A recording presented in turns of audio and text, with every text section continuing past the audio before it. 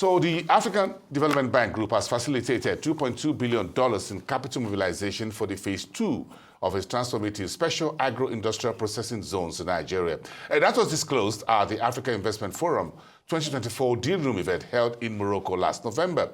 But as Africa's most populous economy looks to feed its rising young population, the need for deep pocket industrial agro-food production investment is imperative now more than ever before.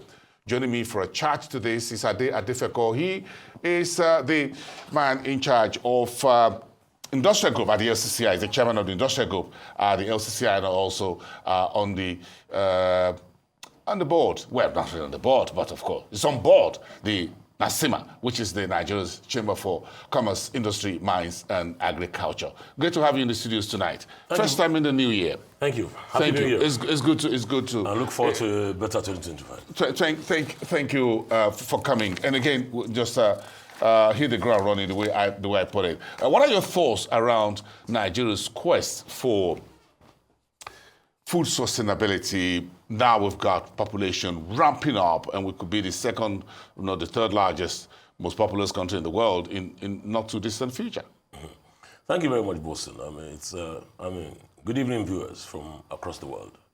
I want to wish you a very prosperous 2025, and for those who know me and who have been speaking privately to me, I've spoken to the fact that this is a year of what I will call, deliberate intensity on the one hand, and in God I trust everything is data, but we just must make sure that we're deliberate in everything we do. And speaking to that, you are asking a question, a very good question at that. Nigeria's quest for food sustainability. Okay, that's a very broad term or broad thing to speak to.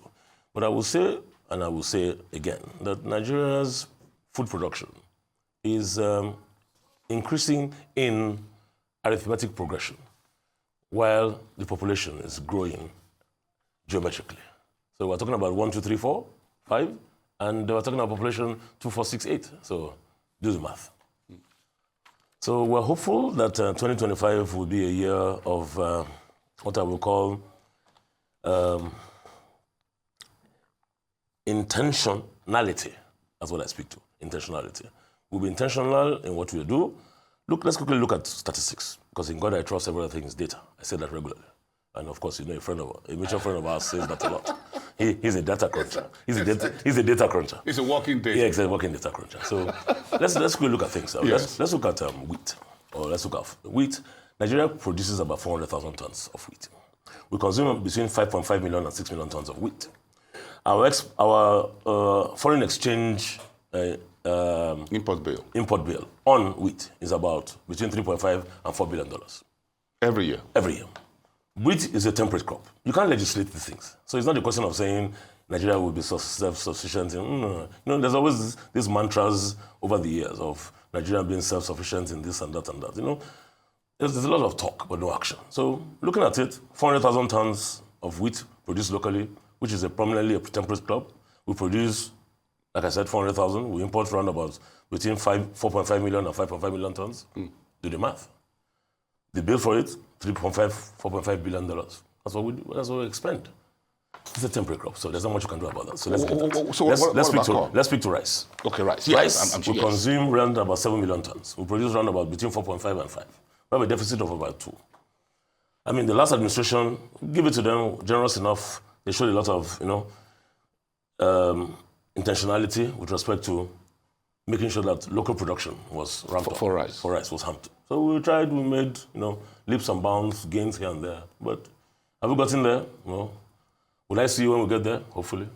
So we still have about a gap of about 2 million. Speaking to that, let's go back to what the government promised 6 months ago, I think. They spoke about the fact that they tried to bring in... the food imports. Yes, that's right. The country we opened up for massive food imports last year. Yes. What's your view on that? My view on that is very simple. I think government has been a bit slow on that, but they have given excuses for it. We had an emergency on our hands, didn't we? Well, we have an emergency and we still have an emergency. I'm one of those who believe that in the next 2 to 3 months, if we're not very careful, we'll have a food crisis. And I'm not trying to legislate anything.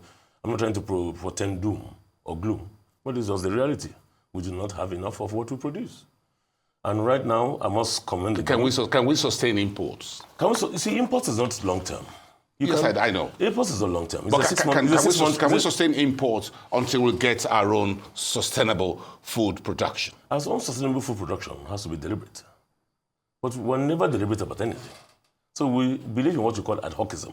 That can't work for you. You have to have a strategic long-term plan. So we talk about a 6-month window, which supposed to start in July and end in December.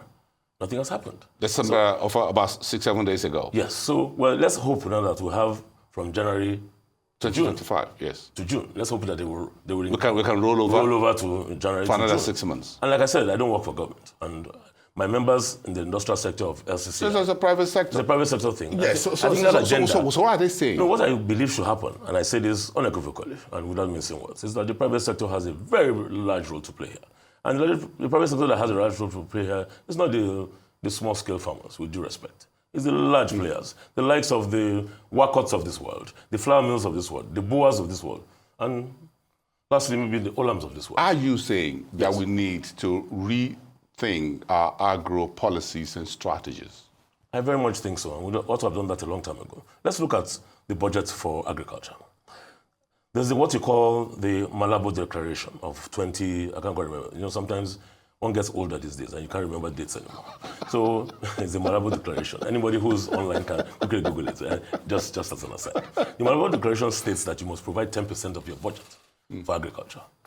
Nigeria has consistently or inconsistently in the last 10 years been budgeting between 1.5% and 3% for agriculture. Does that move the needle? I don't think so. Government has no business in business. But half of the time they never listen, so it's okay. You know, sometimes you are talking to the deaf. It's part of it's government business in which farmers get subsidy. That's government business in developed climes, is it? See, government business is to subsidize and fund production, not consumption. But most of the time... How do we get that done here? Do you want subsidy? Would you say you want subsidy for members of the LCCI group? I want subsidy for my members who need inputs and all the other agrarian products that can move the needle and can be... Where do you want the subsidies to come? Is this in the price or is it in the import of the materials through the customs, whatever? What type of subsidies are you looking at? For example, I want to believe that all agricultural inputs or anything that has to do with agribusiness should be duty-free for a period of time, okay?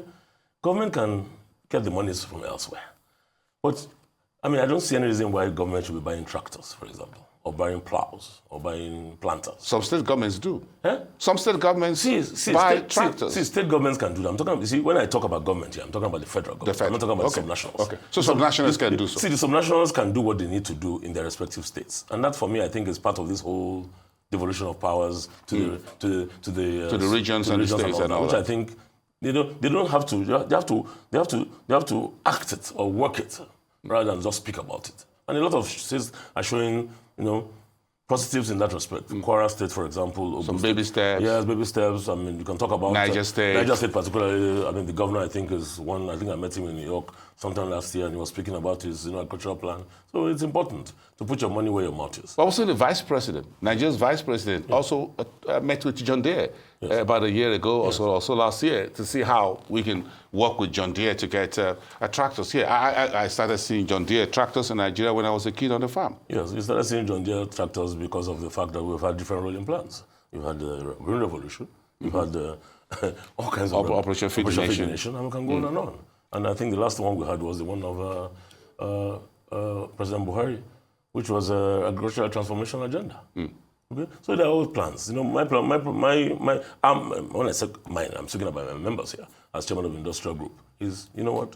There must be a lot of intentionality. There's never intentionality in anything we do, and this year must be a year of intentionality. We need to do things properly and things right, and we need to sequence properly. Because if you don't sequence properly, you have a problem. You seem to be advocating to bring in the deep pocket folks who have what it takes in terms of investments in Nigeria. The deep pockets are the ones that can fund it. The Boa Foods, the Dangote, the Wacots, the flour mills. Yes. You think they're the ones who can get us out of this? I think so, because they have what you call scale. Scale is important. But you see, these guys will work with the likes of the smallholder farmers. So look at Olam, for example. Olam has between 45 and 50,000 smallholder farmers in its rice value chain. We have we supply 10% of Nigeria's rice. That's still small, okay? So imagine having the likes of us and maybe Wakot and others doing about 50 or 60%. And the likes of the total? Yeah, total volume. Wakot is doing very well in that Kebbi axis, for example. We're doing very well in the Nasarawa axis. So we can go on and on. We have an animal feed plant in Kaduna. We have a fish feed plant in Ilorin. So there's fish feed, animal feed, wheat milling, rice. Across that value chain, end to end, we're doing our bit.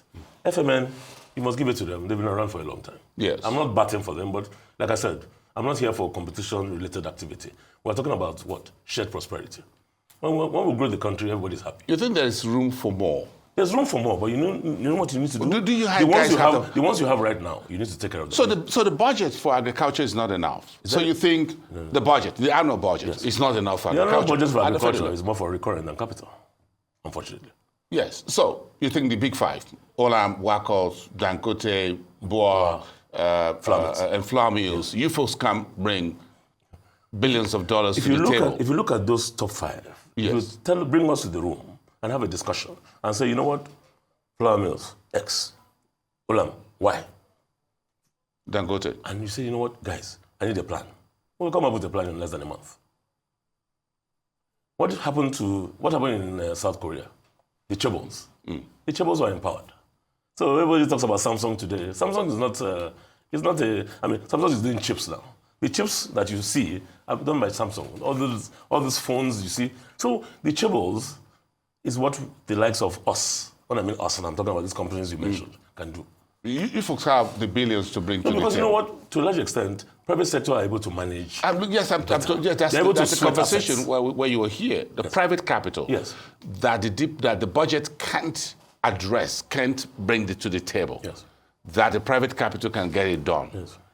So if you have it, what's the strategy? Give me an idea. You want to have, you had a food basket region of Nigeria, so the Benue, Niger State, the kind of veldt that we have in the country. Do you think we can get that done? We can always get that done. The rice veldt. Prior to coming on air, I told you about the prairies of Canada. Yes. The pampas of Argentina, the veldts of South Africa. We can go on and on. Look at Vietnam. Vietnam has a swath of land dedicated strictly to rice. There's comparative advantage and competitiveness. You must bring it to bear. So look at Benue State. The yams they produce in Benue is as big as my head, if possible. That's what Benue brings to bear, the Benue axis. Look at I make comparisons to Zimbabwe. In 1980, Zimbabwe was a food basket. Right now, Zimbabwe is a basket case. Unfortunately. And that's why due to what? Politics. Getting the wrong politics. But again, the same Zimbabwe is getting back again. Exactly. And you're asking yourself, is Zimbabwe I was in Zimbabwe last about maybe 6, 7, 8 years ago, because Olam Agri has some investment there. So, I tend to move around the continent a bit. So I'm a friend of the continent, if you know what I mean. I love that. Because you know what? We're still speaking to AFDB and the rest we need of to them. do more amongst ourselves. That's why the likes of AFDB come in terms of funding, Afrexim, and the likes. Those things are critical. Look at BOI, for example. I'm trying their best. I'm not sure the funding is there. Single digit, that's the way to go. Because you know what? Agriculture is, agribusiness, let me put it that way, is a very, very, very, very, very, very expensive business. And we need to understand that. Value chain, from end to end, from seed to shelf. We need to do that. How well are we doing? On the Richter scale of production, on a Richter scale of food security, we are on probably 4. Wow. And when you're on 4, it's not a major. It's not encouraging. It's not a major quake. Yes. And so we need to be very careful that we don't get to the precipice. Because, sometimes we treat these issues with kid gloves. We need to be very, very, very careful. Because food security is an integral part, it's hinged, but there's a nexus between food security and national security. Are you encouraged, on a final note, with the AFDB, for example, working on this SPEZ across some 20 states or whatever number in Nigeria for agro-processing? Do you think we'll have enough feedstocks across to You see, I believe, my very good Egbon, who's the president of the AFDB, Dr. Adefeko, former Minister of Agriculture, a very pragmatic man who looks at issues from a very pragmatic point. He doesn't look at it from too much of the academic side. He looks at it from the pragmatic and based on studies. So we've been on these SCPs for a while. But you need anchor investors. The anchor investors are who? The likes of Olam, those are the ones that will do it. Because you know what? They already have everything. All they need to do is to bring in tenants to come and take from them. Like I spoke to earlier, Olam Agri is in Kaduna doing fish feed, doing animal feed. They're in Ilorin doing fish feed.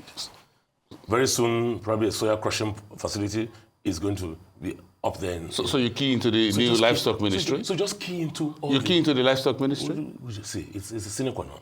You have to. You see, key into it, let government, particularly the likes of AFDB and AFDB, who are supporting, go to the people that need the money. The people that need the money are the ones that are going to help offtake from the small players. So you folks go to the AFDB and others and get billions of dollars and bring it to the table? We're waiting. Okay, great. When you get the money, let me be the first to know. See, when it's here on Arise News. No. Yeah, let us be the first to know. We have to be optimistic. I am. We have to be pragmatic. It's good to see you again.